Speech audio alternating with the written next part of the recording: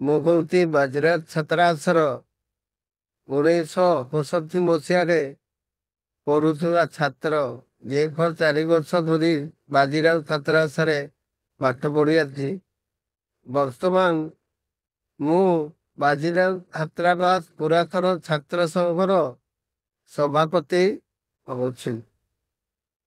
ଯୋଉ ସମର ସବୁ ଆସିଛି ବର୍ତ୍ତମାନ ଯାହା ସବୁ ଘଟଣା ଘଟୁଛି ବାଜିରାଉତ ଛାତ୍ରାବାସର କିଛି କୋଷାମୁଦିଆ ଲୋକ ବାଜିରାଉତ ଛାତ୍ରାବାସକୁ କୌଣସି ପ୍ରକାର ଅବଦାନ ନଥାଇ ଯେଉଁ ଭାବରେ ବ୍ୟବହାର କରୁଛନ୍ତି ତାହା ପାଇଁ ପ୍ରେମ ପ୍ରକାଶ।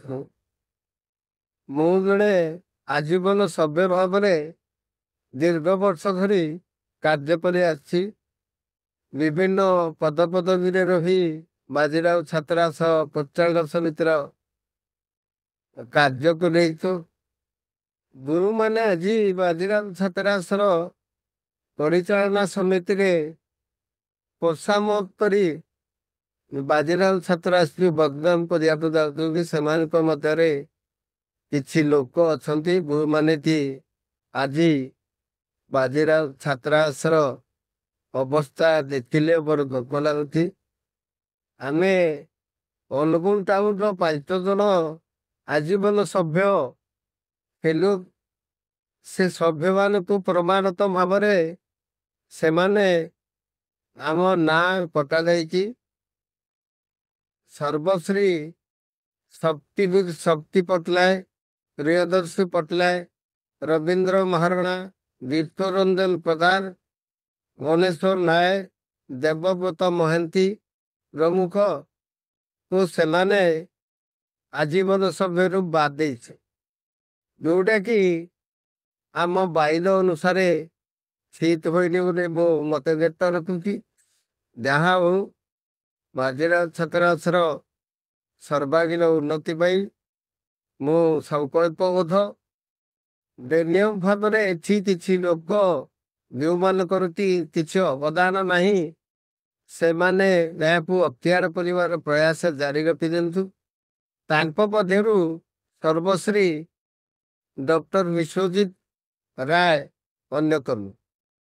କଟକରେ ଥିବା ଉତ୍କଳ ସର୍ବୋଦୟ ମଣ୍ଡଳ ଏବଂ ଆଉ ଗୋଟିଏ ଦୁଇଟି ଅନୁଷ୍ଠାନକୁ ଅକ୍ତିଆରୀ କରିବାର ଯୋଉ ପ୍ରୟାସ ଜାରି ଥିଲା ତାର କପି ମୋ ପାଖରେ ଅଛି।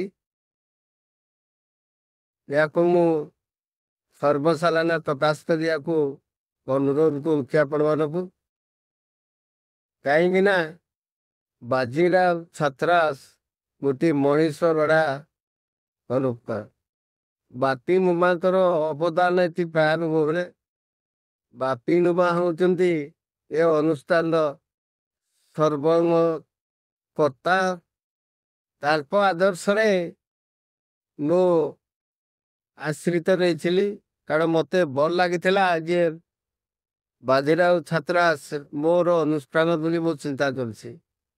କାହିଁକିନା ଏଠି ଯୋଉମାନଙ୍କର ପ୍ରୟାସରେ କାମ ଚାଲିଛି କୌଣସି ଢଙ୍ଗରେ ସେମାନଙ୍କର କୌଣସି ପ୍ରକାର ଅବଦାନ ନଥିଲା ଭଳିଆ ମତେ ମନେ ହଉଛି।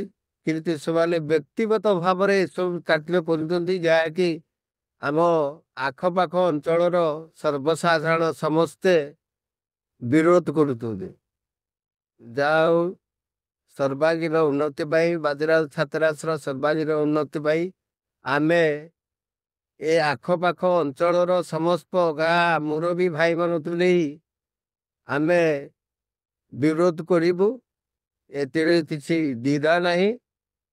ଏତିକି କହି ମୁଁ ମୋର ବକ୍ତବ୍ୟ ଶେଷ କରୁ। ନମସ୍କାର।